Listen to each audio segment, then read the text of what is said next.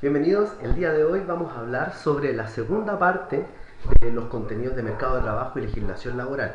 En específico vamos a hablar de los contratos de trabajo, vamos a hablar de los currículums, vamos a hablar de la remuneración, de los periodos de descanso y de organizaciones que defienden los derechos de los trabajadores.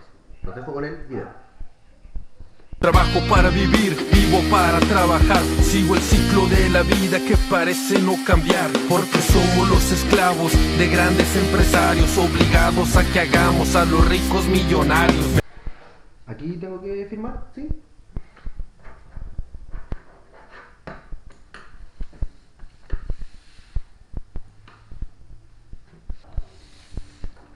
Pues bien, gracias. Bienvenido a la empresa. Las nuevas tendencias de trabajo, nuevas tendencias laborales que tratamos en el video de la semana pasada, son regidas institucional y jurídicamente a través de un cuerpo legal conocido como el Código del Trabajo. En el Código del Trabajo se establecen todas las normativas legales que deben relacionar, mediar, normar la relación laboral entre un empleador y un empleado o toda forma de trabajo. Este código laboral también tiene consigo, ¿no es cierto?, una serie de indicaciones que deben cumplir los trabajadores y también los que deben cumplir los empleadores.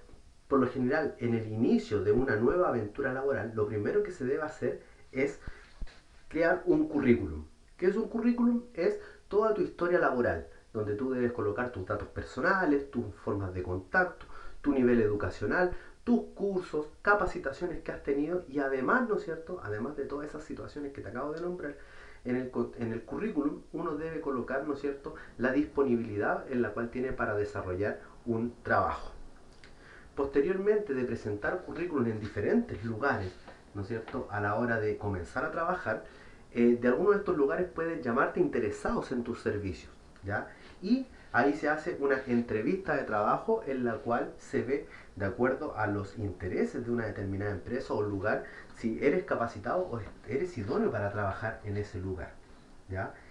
Una vez que ya estás contratado, está casi todo listo. Solamente lo único que resta es el firmar el contrato, como vimos en la animación de recién.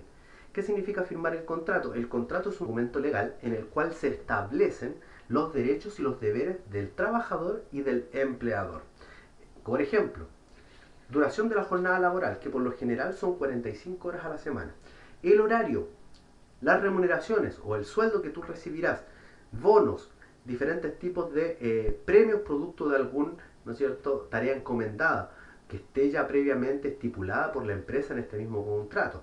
También los contratos van a normar el horario de entrada y el horario de salida, ¿ya? Van a normar los derechos que tú tienes como trabajador, qué cosas se te deben respetar, tus horarios de colación.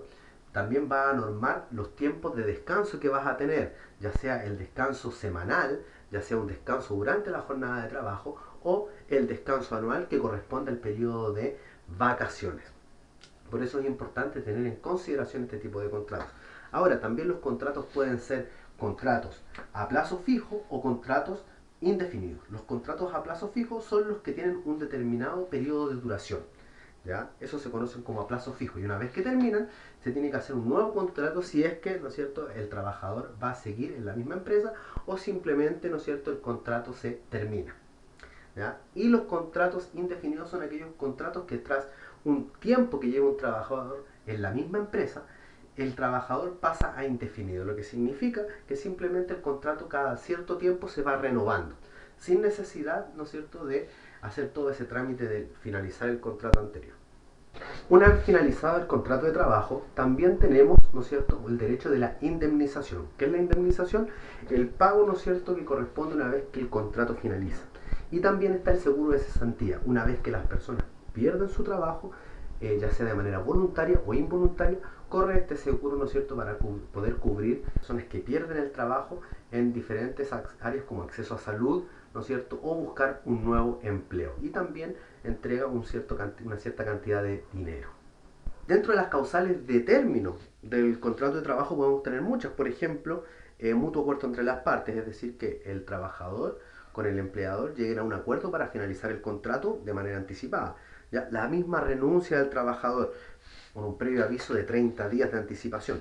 La muerte del trabajador el vencimiento del plazo fijado, ¿ya? Que lo comentábamos recién, un caso fortuito o de fuerza mayor que genere este despido, ¿no es cierto? Eh, Conductas indebidas durante la jornada de trabajo, por ejemplo, faltas a la probidad, conductas de acoso sexual, ¿no es cierto? Injurias, calumnias, violencia, ¿ya? La ausencia del trabajador a su lugar de trabajo por 3 días seguidos sin justificación alguna, también es una causal de despido, ¿no es cierto? Abandono de labores por parte del trabajador, actos temerarios, ¿no es cierto?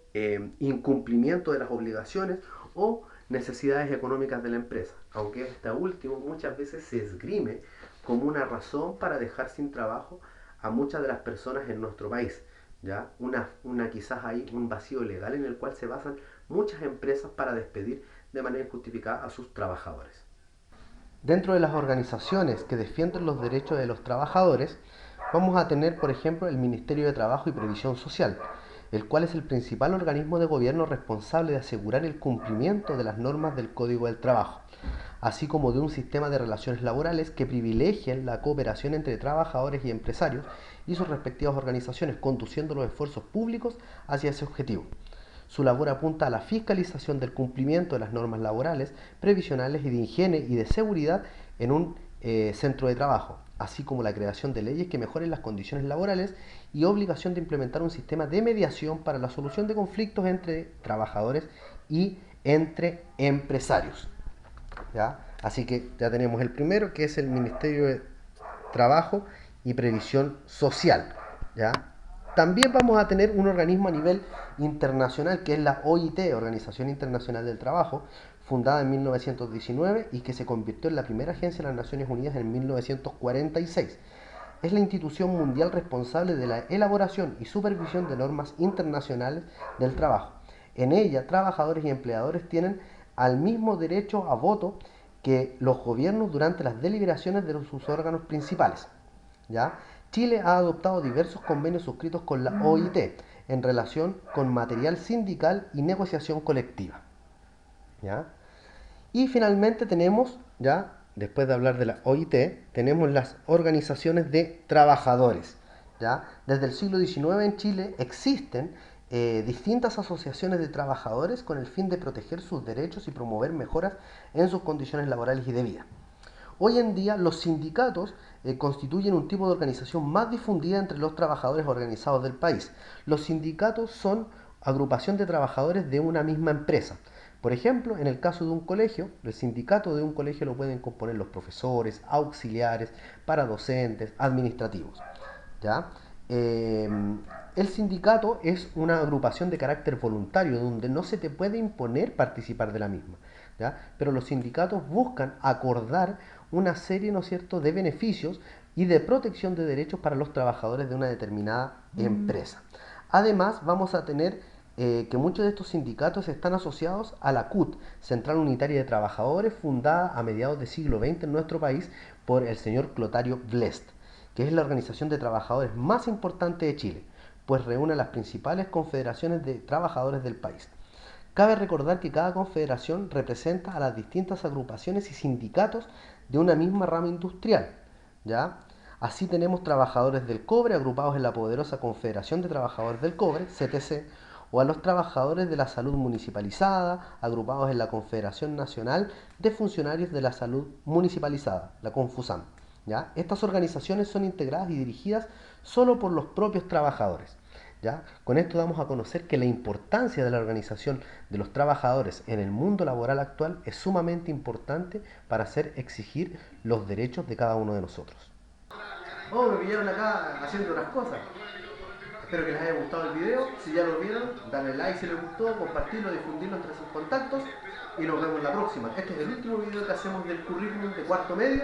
Lo abarcamos de manera completita, así que espero que les haya gustado. Pueden revisar todos los videos del contenido de cuarto medio curricular en mi Instagram y vamos ahora a dedicarnos solamente a preparación para la prueba de transición.